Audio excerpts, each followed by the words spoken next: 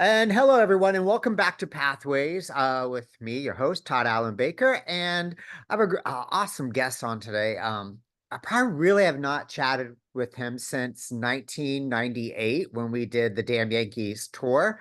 Of course, we connect through Facebook and other social media platforms. Um, he's done many things, wears many hats. He's does producing and many other things that I probably don't even know. So I'm interested to hear his story and see what golden nuggets he has for all of our listeners. And so I'd like to present my friend Larry Rogowsky. Hi, Tod Allen Baker. Hi, how are you? Good to I'm see great. you. Nice to reconnect with you. And it's been a very long time. It really has. It has been like 1998. I mean, Hmm. you are you the third or fourth person from Damn Yankees. I've had Mary on. She comes out tomorrow. Mary I've Callanan. had Yeah. yeah, I have Mary. I had Dion. Aw, Trying to think, I feel like I had someone else on from Damn Yankees. So all the big stars. all the big stars, yes, yeah. I got to get them all on. Get my past and my formative years on. Um, so where are you from? Where are you living now? And what's your kind of past and how did you kind of get started in this business? Sure. So I live in New York City now, and I've been here for a very long time. I grew up just outside the city in White Plains. Went upstate for college and moved then right after college moved to New York, was an actor for about 7 years. That's when you knew me. Did a bunch of touring and regional theater and all that. Did Damn Yankees with you, which was really fun. Then I completely left the business. I became a massage therapist and an I integrative did nutrition not know coach that. for many years, many years. Um, and then about 10 years ago, I really wanted to come back to the theater. I didn't want to perform anymore, but I wanted to be a part of it because I love the community. So I started to produce, and I did that with a producing partner. And it's actually interesting how I got started. My husband co-created a show that was off Broadway, and we did a little investment in it. And then the show moved to Broadway with a Broadway producer brought it to Broadway, and we joined as co-producers. And what show So was that? there was a show called Disaster. Do you remember this show? Was that with Josh Groban? No, that was Natasha Pierre and the Great Comet of 1812, which we also co-produced. That's right. Yeah. Okay, go ahead. Go back to Yeah. disaster. Not that it was Yeah. a So disaster, became a well, success. Oh, you can only go up from there. But anyway, that was the first Broadway show that I co-produced, and then of course I went on to co-produce a lot of other things. And now, fast forward to today, I've won 5 Tony Awards for producing Broadway shows, what? and a What Grammy are they? Award. What are they? Name the What are my list. Tony You got to Awards? plug it. Should I go from most recent to past? You do you. You tell me. Okay, I'll go for most recent. So we literally just won a couple weeks ago for The Outsiders. We won Best New Musical on Broadway, um, and well for The Outsiders, and Best Musical Revival for Merrily We Roll Along. Congrats. So that was just a couple weeks ago. Before Congrats. that, we won the Tony Award for Best Musical Revival of Company, I saw and yeah, it's a pretty I good show. did by chance because everything was getting canceled for COVID that year for 2021. And it just kind of happened. It wasn't planned. And I mean, I got to see Patty. I mean, so I can't complain. It was, There you go. Yeah, she was pretty phenomenal in it. Yeah, pretty great. She's coming back to Broadway this season, even though she claimed she'd never come back, but now she's coming back in a play. she lies. She lies. I tell you. Um, Before that, we won for Best Musical Moulin Rouge, Seen that. and I saw before Gustavo there. that, The day oh, that I was there, Gustavo was there. How crazy is that? oh, you were meant to see each other. I see him all the time, actually, when he's in New York. Another person we did Damn Yankees with. Yeah. Um, and finally, the first Tony Award I won was for the revival of Angels in America. Okay. Mhm. Oh, wow. Didn't see that one, huh? I did not see that Not a one. musical.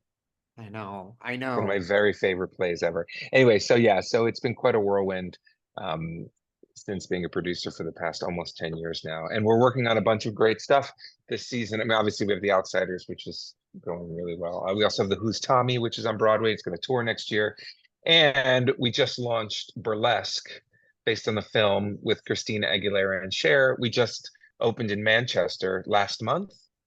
And we're going to reopen the show in Glasgow in September, and then again back to Manchester before we open on the West End next year. Oh, fantastic. Fantastic. Wasn't Todrick Hall like part of that reading and all that? He's in it. Is Yeah. he in it? Well, he's not just in it. He wrote some of the new songs for the That's show. what I thought. Okay, okay. And he plays the role of Sean, which in the film was Stanley Tucci. Oh, perfect. Perfect for him. Yeah, hmm that's awesome. So with the producer, because you're like the first person that we've had on with that. We've had many genres of people. Oh, by the way, can we play 6 Degrees of Separation? Do you know Yeah. do you know Melissa Jones? Melissa Jones. She's from Indiana. I felt like she co-produced something with you. She did Jagged Little Pill. She's a redhead. I know she Yeah, is. Yes. Yes, yeah. I do know Melissa. Yep. Long time, and I'm trying to get her on, but she's doing Super U and back and forth from the West Yeah. End. And long time college friend. So Yes. I haven't seen her in a long time, but yes, I do know I know Melissa. she's always back and forth, and we just could not connect. Last time I went to New York, it was just a whirlwind. Like I didn't see I anybody. know I didn't see you.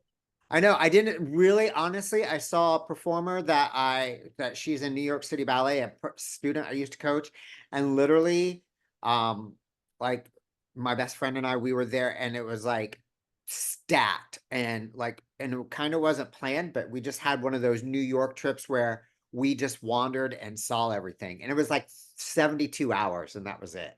So we didn't have Nice. that much time to Those like. are the best trips. I know those are the Just best trips. packed. Yeah. They are packed. So with that, what is it and what exactly do you do as a Broadway producer, and how does that start from the bottom and work its way to the top? And Nobody how knows. involved are you with not just the money aspect, but the actual production coming in and seeing it?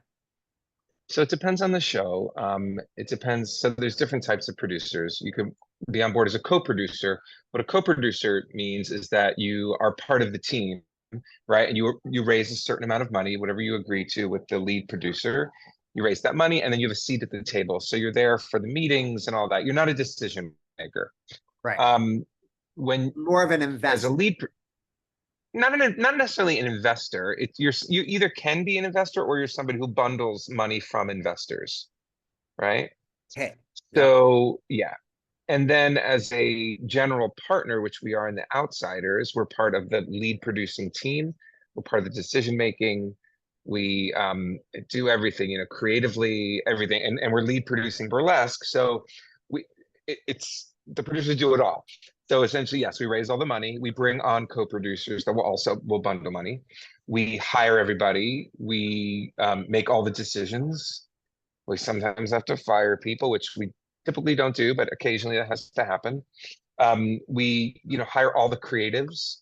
We oversee casting, though we have a casting director and a director of the show that handles all that, but So we have you're always the you're sitting veto in on all power. these casting sessions then. Mhm. Well, Fantastic. we go to the callbacks, the finals. Yeah, yeah, That yeah. has So to it's really be. fun. And then we deal with all the marketing of the show. So we hire ad agencies and marketing agencies, and then that's really the ongoing work of it as once the show opens, how do you keep it running? Right. So it's all about how you're marketing it and how do you keep it flush with cash so that you can continue to run. I've never thought of it that way. I mean, that's just so much that I didn't even know. I mean, you Yeah, just nobody knows what producers do.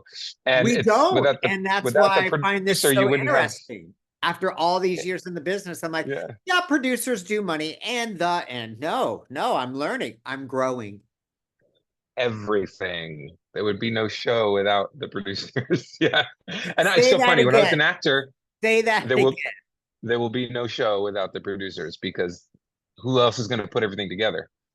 Right. So it's so funny. When I was an actor, I had no idea what a producer. I would just be like, producers, yeah. You have that sort of attitude about producers until you realize, oh wow.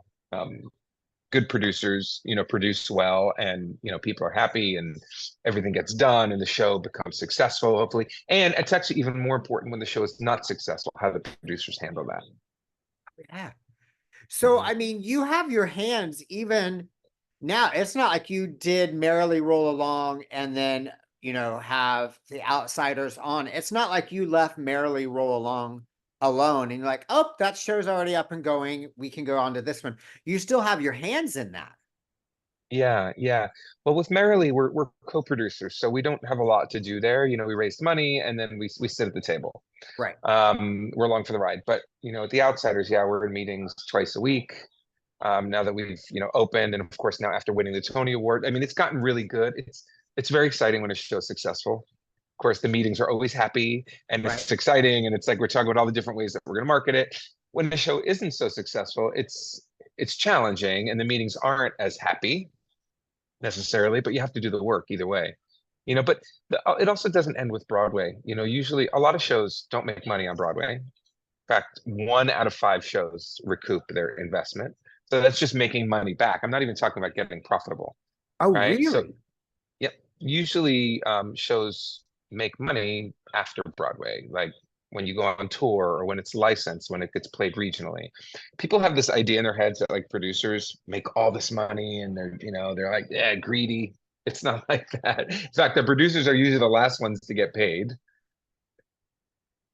We don't make any profits until the show's successful. Now, of course, we'll make some fees and royalties along the way because we have to, pay the bills. But it's not like a big windfall until the show becomes a success. And then everybody gets to share in it. So when that goes out on tour and actually is more successful on tour or gets released to the rights to the general public, then you still can get fees off that, like a residual from producing. Yeah, Yeah. so we license it. So it's funny, we actually have a show called that we ran off Broadway last year called Stranger Sings, the parody musical, which is Yeah. just what it sounds like, a parody of Stranger Things, the Netflix show.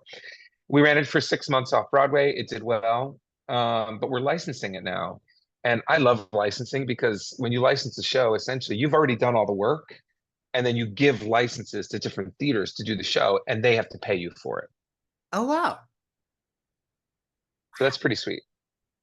I think that is, oh, my head's just spinning because I really honestly didn't know. And I was expecting, yeah, I did all this. And then, wow. Okay. So I'm just going to segue. I like kind of flying off the cuff here. So what would be your favorite part about producing and what's the kind of least favorite part? Um, Working with people is really my favorite part, building relationships, because it's all about that. It's creating great relationships. And I love doing that. I love to meet people and network and, build long-term relationships with people. I think that's probably also the hardest and worst part about theater is people. It's like both. You got to work with the good ones and sometimes some of the not so good ones, sift through them. I know what people, every show I do, I know which producers I'll work with again and which ones I won't work with again. Same thing with casting directors or lighting designers or set designers. Like you really start to build up a group of people that you love to work with over and over, and others that they're just off your list. And I mean, you are always and are still so personal. I mean, it's one of those things I have not spoken to you except for here and there online for since 1998. And I mean, it's your personality and the way you can communicate is still just you were always a joy when you walked in the room. Your humor, your Oh, light, and I mean that's just still carries through. So I'm imagining bringing that into what you do already now. It like makes it why you're so successful doing this. I think to bring, I mean, it's like with anything, right? Bringing that into any room, you're right. Like, why come in with a dark cloud over your head? And we know these people that do, and it Yeah, doesn't get you anywhere. It's just like, it just perpetuates dark clouds. right. So, no matter what, it's like I always will go into a room with a smile and meet people and talk to them. And because I find people very interesting. No matter where I am, I have a 12-year-old son and it drives him crazy. He's like, Dad, you talk to everybody. I'm like, yeah. pretty much. The way we're supposed to be. What can I tell you? And so meeting the people, so what would be like your kind of least favorite thing doing there?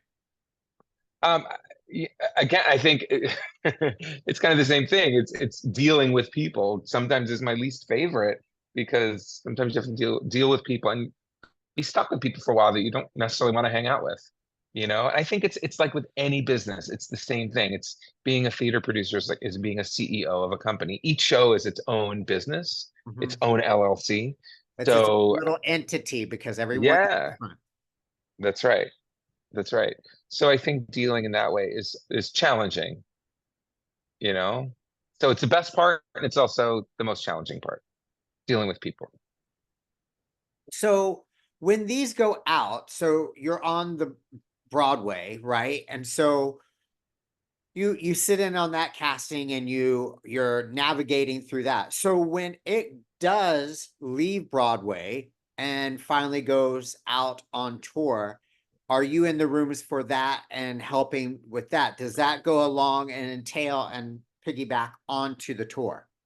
Sometimes, it's funny. So we did that tour of Damn Yankees a million years ago, you and I. That's how we met. And Right, that was a non-equity tour.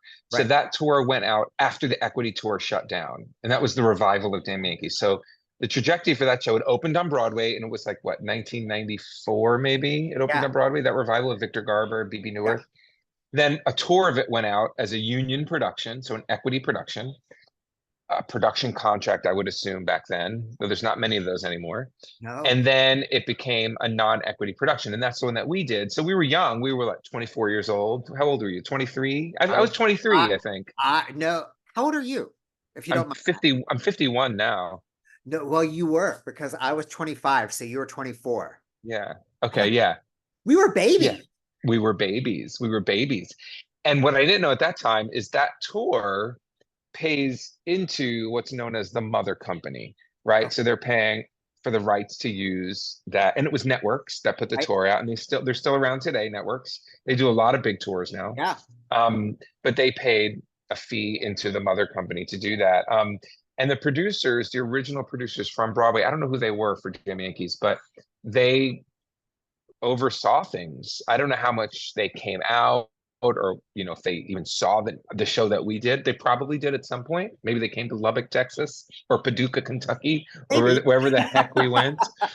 Maybe they But were but there the yeah, night that's the electricity went off and there you go. Oh right. Oh my when we God. had to do a concert version because I they had remember a that. citywide power surge. Yes.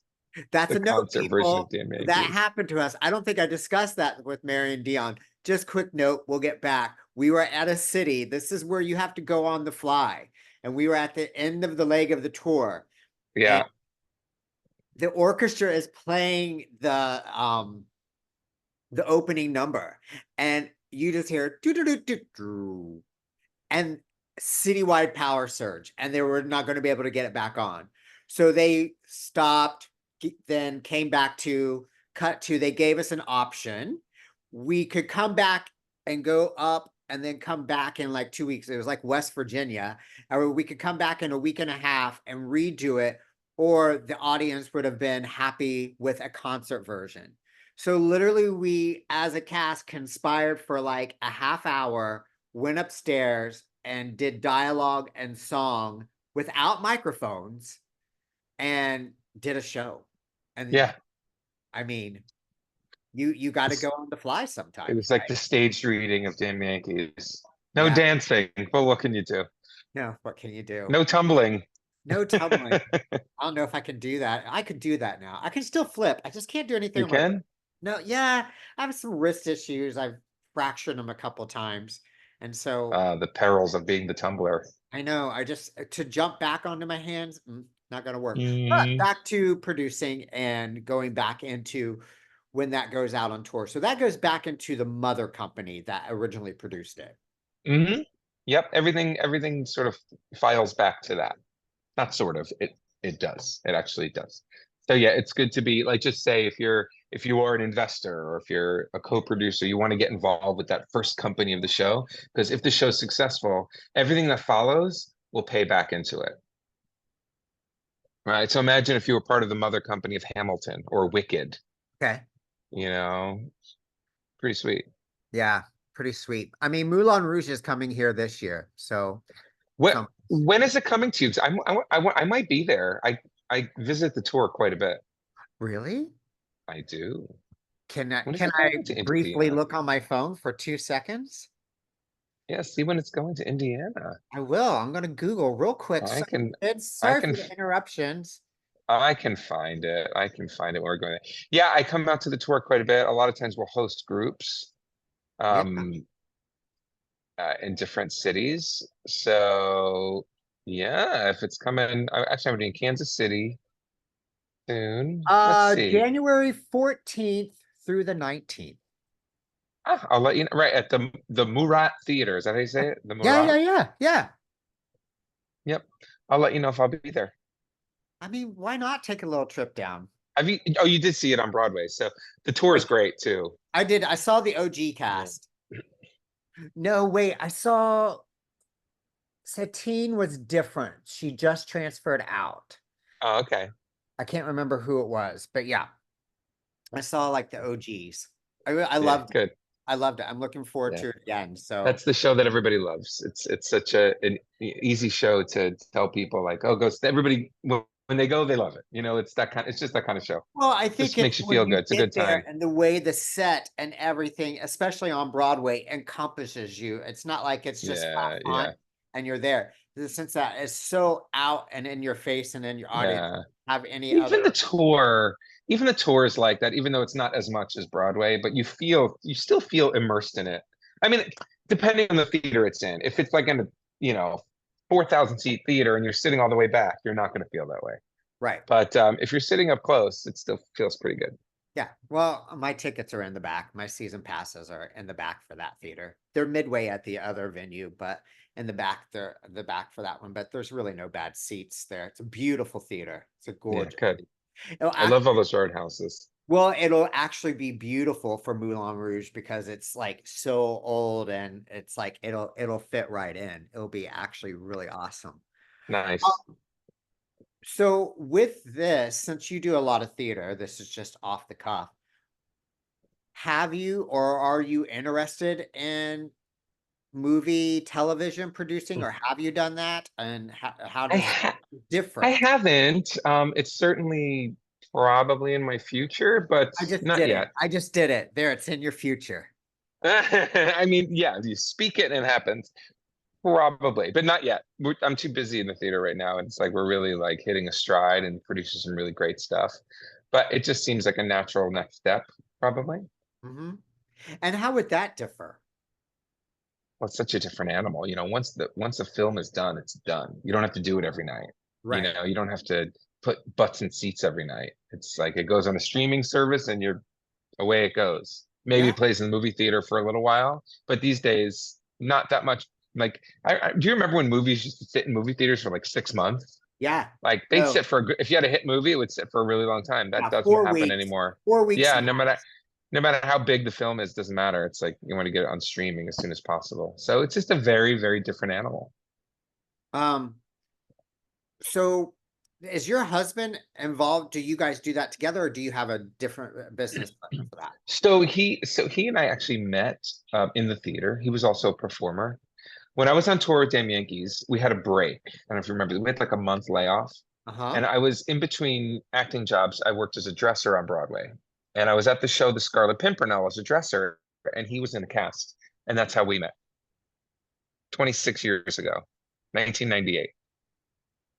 Oh, Yeah, we've been together a very long time, and he still does. He's involved in the theater like on and off. He does a lot of teaching, that sort of thing. He writes now. okay. Yeah, Music or scripts? he writes books. Books. Ah. What is it? Can we plug him? Does he have anything out there? Are He you has a allowed book to that, plug your husband? well, of course, of course. It sounds naughty. Now, after I Um, said it, I was like, you can't realize what you you said. do a social media plug with your husband's novels? There you go. That's a little bit better. I'm not going to edit that out, by the way, because that's just I Gold. don't think you should. So he has a book that he just finished that's will get published soon. So you'll probably hear about it. It's called The Sleep Witch. Okay. And it's a TYA book. TYA, is that we no, that's theater for young audiences. A YA book, young audience book. Okay. It's really great. It's based on a story that he used to tell our son when he was little. Okay. So that's what he just finished working on. Yeah, but he's very creative. He's also great at being a parent, especially when I'm traveling around a lot. He's Oh, been, wow. picking up the slack. So you're over at West End a lot and over in that area right now. Yeah, I didn't realize burlesque had like pursued boom and was already there. I mean, I went from watching Todrick's. I mean, that's fast. I oh mean, yeah. Well, it seems fast. We've been working on it for 7 years. okay, well, from the post of the table reading, I wrote music to now opening, Right. seems like boom. Yeah, but you don't know about all the stuff that happened before that. But yeah, if you look at, I mean, the best place to see Kind about of the jump show is into go to our that real social quick media. because we have a few minutes. Like, I mean, the creative process of getting something up, like, I mean, like Moulin Rouge, right? Like something that was so spectacular as a movie musical, right? Mhm. Like literally took, what year did you open? We opened in out of town 2018 in Boston, and then on Broadway in 2019. Yeah. And so 2019. Yeah. Okay. So, I mean, kind of 6 degrees of separation. I don't know. You might ever met him. Do you know he's works for Hugh Jackman now, Drew Kennedy? Mm-mm. Yeah, he worked on the OG production. That's like, and then he Of came, Moulin Rouge. yeah, the movie. And that's how we met. And that's my Okay. ex, like through all that, through that. But I didn't know because one time he was going to take it over to Australia and work on it for a hot moment. Um, but look at that. It took from year 2000 when that opened, which is a Oh. stupendous musical, which you would think would just go straight to Broadway and we're going to write it, but then open in 2019. So yeah, and it had been So being how long developed was that in the works and conceptualized before it actually hit the about stage? 10 years. Yeah, which is typical for most Broadway shows. It's the average is 8 years from its inception to actually open on Broadway. But Moulin Rouge was 10. But you can imagine getting the rights to all the music was a huge feat. So the lawyers were working overtime in the beginning. I mean, still are, but I like this especially, part. I like this part because a lot of people don't realize since you're not writing like OG material, since you're doing it what we call, and if people don't know, jukebox musicals are like with songs from other artists. So I guess right. what's that like trying to obtain all those rights? Well, you have to talk to the artists and their management. A lot of people said yes. We also wanted to update things, so we didn't want to keep all the same songs from the film. We wanted some newer songs by Katy Perry and Britney Yeah. Spears, and artists that are more current, CeeLo Green, those kind of things, as opposed to all the stuff that's in the movie. But some of the what happened? Some of the songs that didn't make it into the movie, they approached us about being a part of the Broadway show.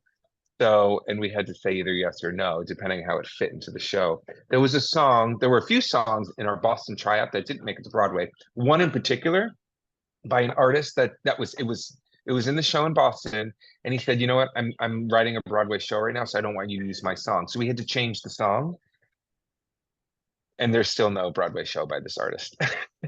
So whatever, it doesn't matter. But actually, the song we have now fits even better. Um, Everything happens. so that happens, so it takes a long time to develop. And you don't know what you have until you get it up in front of an audience. So we did our first 2.5 weeks of burlesque in Manchester over in the UK, and we learned so much. And the show was great, but we're making a bunch of changes before we open again in Glasgow in September.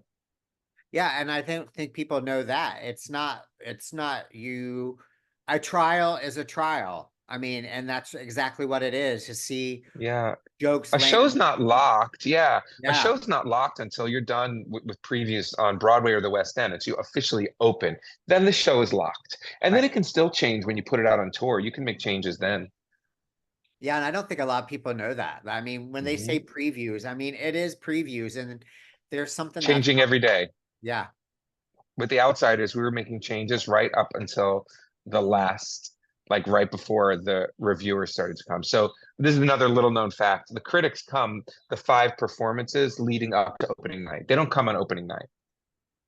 So so the show's frozen typically 6 days before opening night. So the critics are coming those 5 days in between. Okay. Hmm.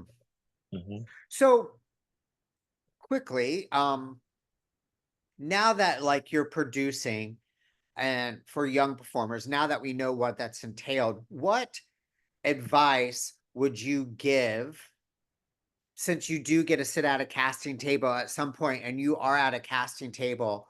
What advice would you give? Because I do see it a lot right now, and there are opportunities. So like every tour, every playbill that I open right now, it is thank you for my first national tour. It's like down the line, like there's not very many old timers out there, like with 5 or 6 credits. Either they went from Broadway to the tour and they have regional, but there's something, a trend going on. Correct me if I'm wrong, because the last like year and a half, 2 years, every playbill that I open, especially on tour, is first tour, first time, first time. So we have a lot of people coming out of colleges, all these performing arts colleges coming up. And I work I mean, I have friends, and my friends are professors at Ball State University, like, people that produce.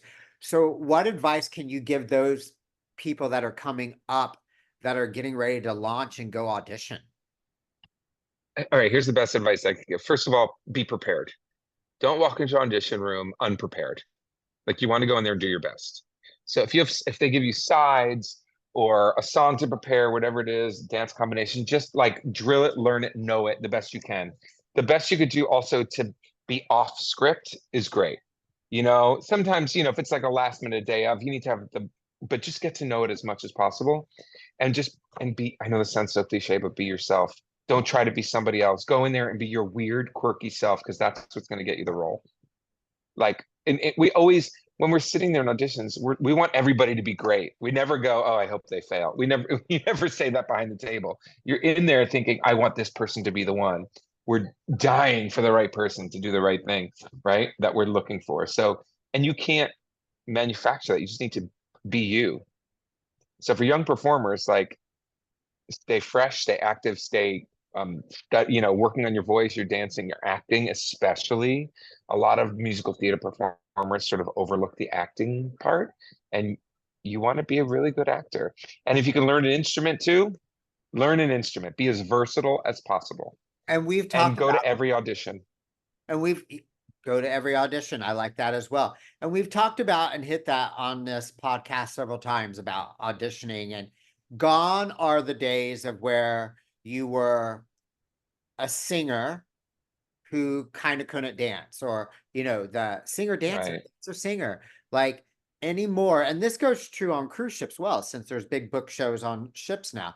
Like gone are the days of whether you're just dancer, singer, actor. It's like we pretty much have to be a triple threat nowadays That's right.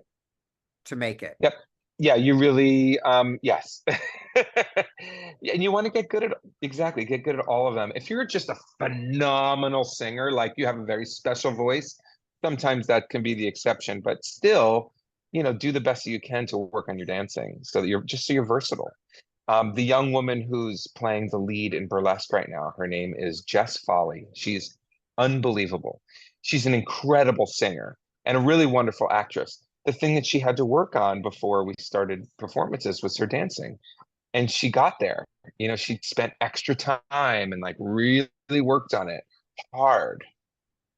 So, And I think that's a if good you lesson want to it, you learn. I gotta, mean, she had the yeah, role, but she continued to work hard to perfect something that she was weak at. that's right. That's right. I like that. I like that. I think you've just been a wealth of, nuggets and of information. And I always kind of like to end the show with something that I wrote. And then I like now people to kind of tag on to that. Remember, pathways are like the path when the sun touches the water. You don't know where it leads or ends, but you never know until you walk that path. I like it. You want me to add something to that? Yeah, I Is mean, that because you've had many pathways. I mean, performer, massage therapist, producer. I mean, yeah, yeah, I think um create goals for yourself, be specific in those goals.